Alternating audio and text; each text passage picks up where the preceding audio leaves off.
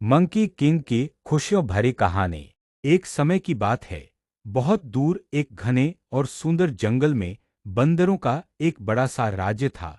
उस राज्य का राजा था मंकी किंग, जिसका नाम था सुन वुकोंग। वह बहुत ही चालाक, बहादुर और दिल का बेहद अच्छा था।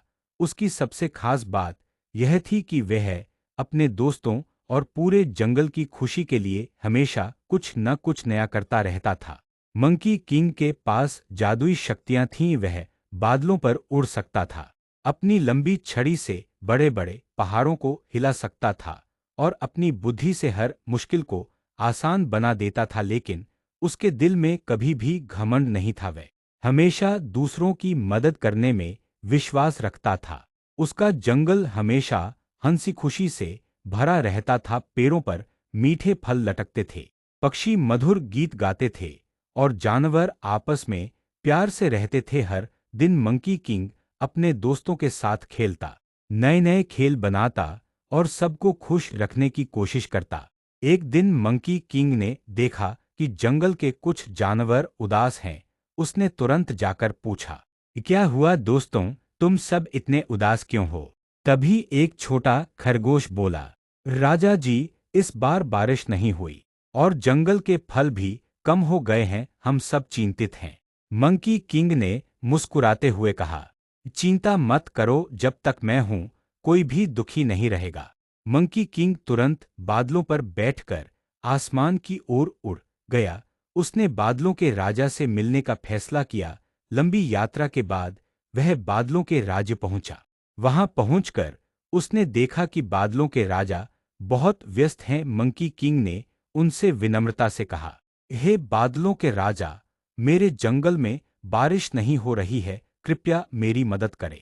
बादलों के राजा ने कहा, हम मदद करना चाहते हैं, लेकिन हमारे पास ऊर्जा कम हो गई है। जब तक हमें ऊर्जा नहीं मिलेगी, हम बारिश नहीं कर सकते। मंकी किंग ने सोचा और बोला, मैं आपके लिए ऊर्जा लेकर आता हूँ। अब मंकी किंग एक नई यात्रा पर निकल पड़ा। उसने पहाड़ों, नदियों और जंगलों को पार किया। आखिरकार उसे एक चमकती हुई गुफा मिली, जहां से तेज रोशनी आ रही थी।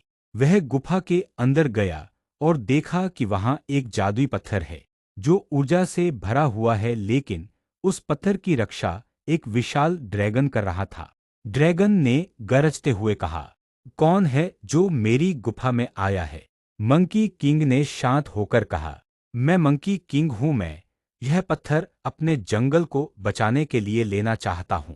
ड्रैगन ने उसे परखा और बोला, अगर तुम्हारा दिल सच्चा है तो तुम्हें यह पत्थर मिल जाएगा, लेकिन पहले तुम्हें अपनी बुद्धि और दया साबित करनी होगी।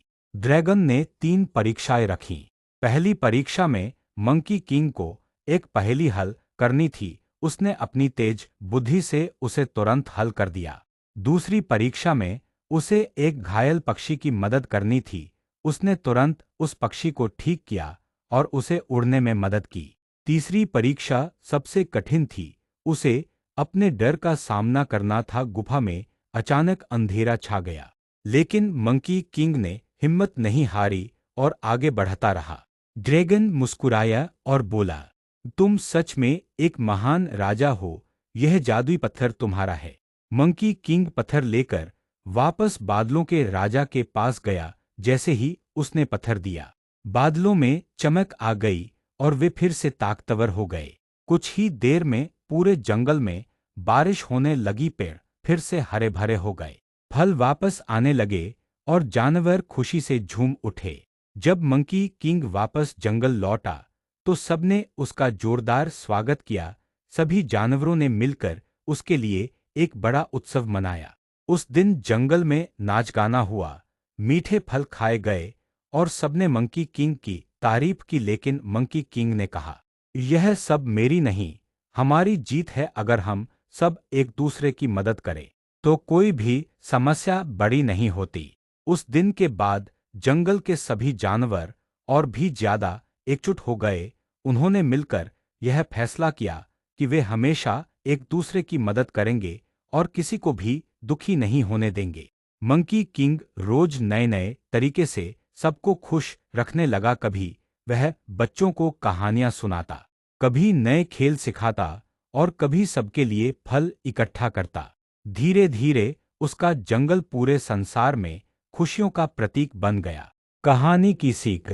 इस कहानी से हमें यह सीख मिलती है कि सच्ची ताकत सिर्फ ताकत में नहीं, बल्कि दया, समझदारी और एक दूसरे की मदद करने में होती है। अगर हम मिलकर काम करें तो कोई भी मुश्किल आसान बन सकती है।